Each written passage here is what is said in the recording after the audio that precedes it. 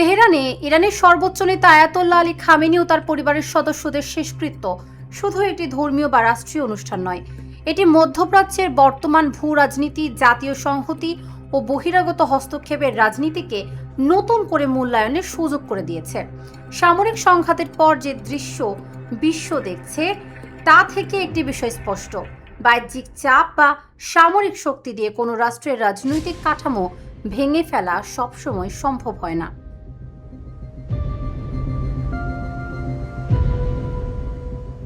যুক্তরাষ্ট্র ও ইসরায়েলের দীর্ঘদিনের নীতিগত লক্ষ্য ছিল ইরানের ইসলামী প্রজাতন্ত্রকে দুর্বল করা, দেশটির রাজনৈতিক নেতৃত্বকে চাপে ফেলা। ধারণা করা হয়েছিল শীর্ষ নেতৃত্বকে সরিয়ে দিলে রাষ্ট্র ব্যবস্থা ভেঙে পড়বে, জনগণের মধ্যে বিশৃঙ্খলা সৃষ্টি হবে। কিন্তু বাস্তবতা ভিন্ন চিত্র তুলে ধরেছে। সংঘাতের পর ইরানের জনগণের একটি বড় অংশ নিজেদের অভ্যন্তরীণ মতপার্থক্য ভুলে জাতীয় স্বার্থ ও রাষ্ট্রের অস্তিত্ব রক্ষার প্রশ্নে একত্রিত হয়েছে। ইতিহাস বারবার দেখিয়েছে, বাইরের আগ্রাসন প্রায়ই একটি বিভক্ত জাতিকেও ঐক্যবদ্ধ করে তোলে। ইরানের সাম্প্রতিক অভিজ্ঞতাও তার ব্যতিক্রম নয়।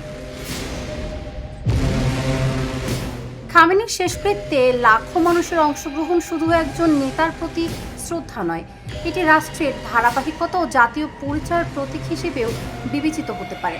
এমনকি পর্যবেক্ষকদের মতে এই শোকযাত্রা ইরানের বিপ্লবের প্রতিষ্ঠাতা আয়াতুল্লাহ রুহুল্লাহ খামেনির শেষকৃত্যের সমান বা তার চেয়েও বড় জনসমাগমের সাক্ষী হতে পারে। এটি ইঙ্গিত করে রাজনৈতিক মতভেদ থাকলেও রাষ্ট্রের সংকটকালে জনগণের একটি বড় অংশ নেতৃত্বের পাশে দাঁড়াতে প্রস্তুত।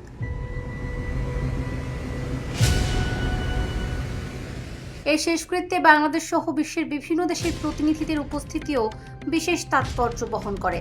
রাশিয়া, চীন, সৌদি আরব সহ বিভিন্ন দেশের প্রতিনিধিদের উপস্থিতি দেখায় আন্তর্জাতিক অঙ্গনে ইরানকে সম্পূর্ণ বিচ্ছিন্ন করার প্রচেষ্টা প্রত্যাশিত সাফল্য পায়নি। ভূ রাজনীতিতে বাস্তবতা অনেক সময় আদর্শিক অবস্থানের চেয়ে বেশি শক্তিশালী হয়ে ওঠে। মতপার্থক্য থাকা সত্ত্বেও বিভিন্ন দেশ নিজেদের কৌশলগত স্বার্থে ইরানের সঙ্গে সম্পর্ক বজায় রাখছে। Dhaka journal, news desk.